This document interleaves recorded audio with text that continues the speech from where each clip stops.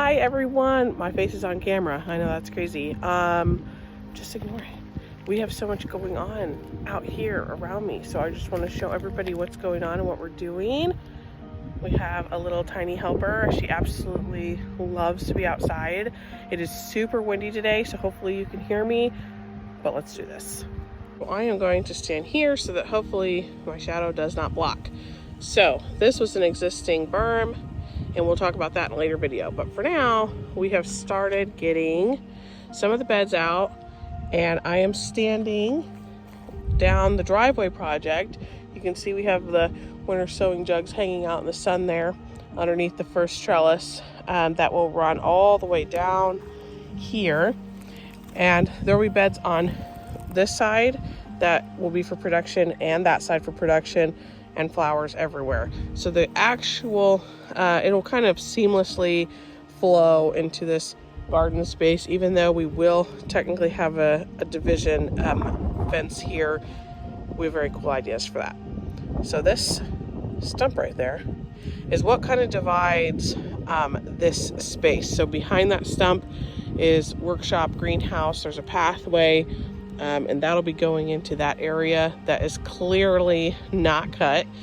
We'll talk about that later. Today, I am just updating from my other post that we do have our beds alternating here, and these beds they'll be surrounded with some perennials, but they will be production beds. All the stumps that you see are pollinator watering stations and flower pots. So they're not done yet, but there is a reason that we have 1, 2, 3, we'll have 6, 7, and then there's some over here. And that is very specific, very strategic to bring those in the bottom of the beds. I always do this. Yes, these are the pine clippings.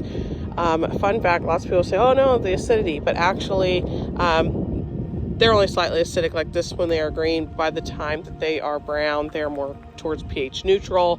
The ones that naturally fall, you're able to put them in there. It is not going to add the acidity that you would think. That's actually a myth. These beds here, we've got some fun ones that are going to be in different shapes on there, and so that's why those are looking that way.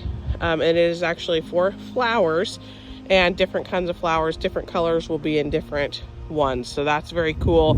It will separate the space between this primary forest garden one space with the project space, we'll call it that. We have a bed here. That bed right there is a 5x10. These beds are longer. This tree, all around this tree here, which will be getting limbed up, it'll be all kind of getting cleaned up there. That's actually where the rabbit colonies go. They go around this tree, and it will be lovely. This spot here is actually for seed starting. There will be a small seed starting greenhouse that'll be going in here, and it will face into this pathway. The pathway will lead over into the rabbits, and there will be an arched trellis there. So those rabbits will be pivotal, because this whole area of production, those rabbits will be directly contributing their manure to this section of the forest garden. Over there, we will have actually more poultry that will be managing that section, and then we have rabbits in another section for the cottage garden. This area here is for the workshop and greenhouse space, and there is already like a natural pathway that comes. As you can see, it goes right there. There's a pond on the other side of this. There's another pond that'll be down there. This area is getting worked, and we will have some poultry over right here, but down there, that is for pigs.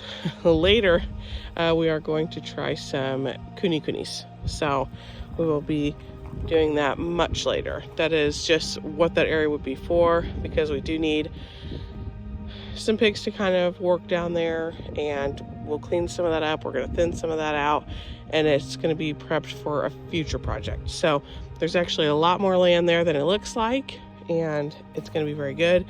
This whole ground right here is fantastic. It's super soft, and I love that a lot of the mulch has already started for us. These huge pine trees are great because they are casting, they're going to help cast that shade during the hottest parts of the summer. I've been watching them as they cast the shade to know where to put them, and right when it's hot, this big one behind me, as you can see, it will do a lot to shade the rabbits. And when this oak is limbed up and it is leafed out in season, it will do a great job, and that'll help lower the temperature of my colonies. So back there is part of the cottage garden leading to the pond, cottage garden on the other side of this. Now everybody is updated on how far we have come. So stay tuned for what we will be doing. We also, we've got a lot of worm projects that'll be going in here. We have a lot of special poultry that's going to go in here. I've mentioned a few times, but we do have some special stuff that's going. He's working very, very hard. We are fixing this area down here from what they had bermed, and this crooked tree has a plan too. So thanks for watching.